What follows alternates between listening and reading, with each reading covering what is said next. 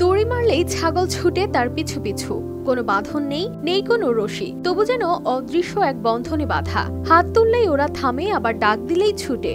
যাদের দিন শুরু হয় পাউরুটি আর মিষ্টি দিয়ে, আর মালিকের ভালোবাসা না পেলে মুখে যেন খাবারই ওঠে না। খামারে নয়, যেন তারা থাকে সংসারে। মেহেরপুরের এই মাস্টার্স পাস যুবক চাকরির অপেক্ষায় না থেকে নিজের হাতে করেন ছাগলের খামার। এখন ছাগলই পালেন না, তাদের সঙ্গে গড়ে তুলেছেন এক অসাধারণ বন্ধুত্বের গল্প। মানে অনেকটাই বন্ধুত্ব সুলভ আচরণ ছাগলে করে। আমি যদি ঘর থেকে নামি, তো ছাগল আমারে দেখলে পরে ওই আমি যদি বাইরে যাই তবে আমার সাথে সাথে চলে যায়, তারপরে আমি যেখানে দাঁড়াতে বলি সেখানে দাঁড়ায় যাবে। মেহেরপুরের বড় বামন্দি গ্রামের তরুণ নাজমুল হুদা হাতে গোনা 5টি ছাগলকে নিয়ে শুরু করেছিলেন এই সম্পর্ক, যেটি দেখতে দূর দূরান্ত থেকে ছুটে আসছেন মানুষ। Walton switch, stylish and elegant.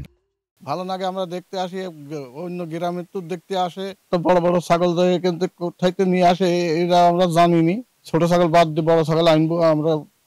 Haryana O brittle জাতের এই ছাগলগুলো আকারে বড়, গড়নে মজবুত, আর স্বভাবে যেন পোষা পাখির মতোই অনুগত। প্রতিদিন সকাল শুরু হয় তাদের প্রিয় খাবার দিয়ে। গম, ভুট্টা বা ভুসি দিলেও মন ভরে না, চাই দোকানের পাউরুটি আর মিষ্টি, আর না পেলে নাজমুলের পিছু যেন ছাড়তেই চায় না। এদের এমন একটা স্বভাব যে ছোট বাচ্চাদের মতো, যদি দোকানের সাইডে যাই ওরা একাই দোকানে হাজির হবে, মানে মিষ্টি খাবার জন্য। প্রতিদিনের খাদ্য খাবার দেওয়া হয় ধান, গম, ভুট্টাও খাওয়াই, মাঝে মাঝে কাঁচা ঘাস, নেপিয়ার ঘাস যেটা। এই ছাগল পালনের শুরুটা হয়েছিল করোনা কালে। চারদিকে যখন হতাশা, তখন ঘরে বসে না থেকে নাজমুল খুঁজে নেন বিকল্প পথ।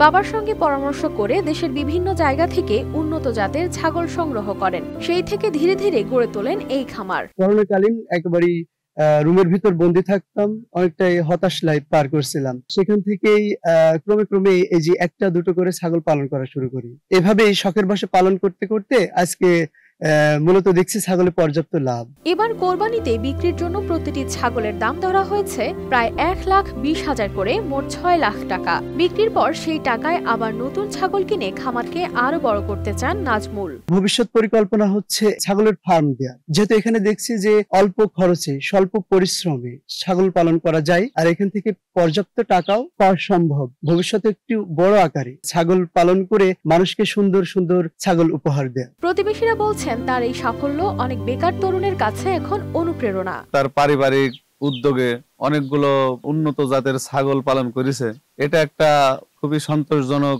একটা দিক।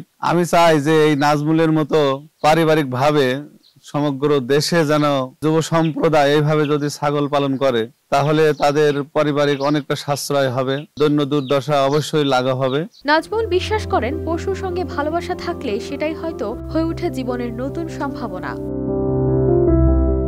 News desk, RTV।